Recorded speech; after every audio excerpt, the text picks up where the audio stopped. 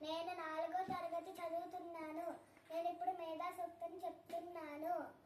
ఓం మేధా దేవి జుషమానా న ఆగా విశ్వాచి భద్రా సుమనస్యమానా త్వయా దుష్టానుదమానా దురుక్తాన్ బృహద్వదేవ విదతే సువీరా త్వయా దుష్ట ఋషిర్భవతి దేవి త్వయా బ్రహ్మా గతశ్రీరుతత్వయా త్వయా దుష్టచిత్రం విందతే వసుసానో జుషస్వ ద్రవిణో న మేదే మేధాం మహేంద్రో దదాతు మేధాం దేవీ సరస్వతి మేధాం మే అశ్వినా ఉభావ దత్తాం పుష్కరస్రజా అప్సరాసు చయా మేధా గంధర్వేషు చయన్మనః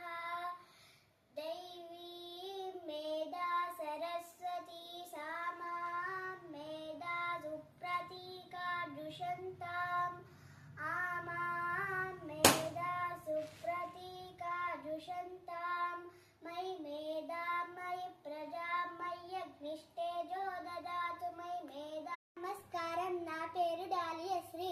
నేను 4వ తరగతి చదువుతున్నాను. నేను ఇప్పుడు భక్తి యోగం చెప్తున్నాను.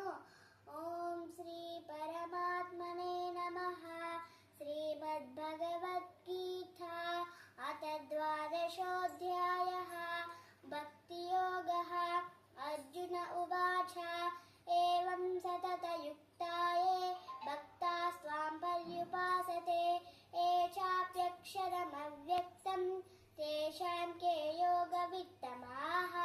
శ్రీభగవానువాచ మయ్యావేశమనో ఏ మాం నిత్యయుక్తా ఉపాసతే శ్రద్ధయా పరయోపేతాః ते मे युक्ततमवताः एत्वक्षरमनिर्देश्यम् अव्यक्तं पर्युपासते सर्वत्र गमचिन्त्यं च कूटस्थमचलं ध्रुवम्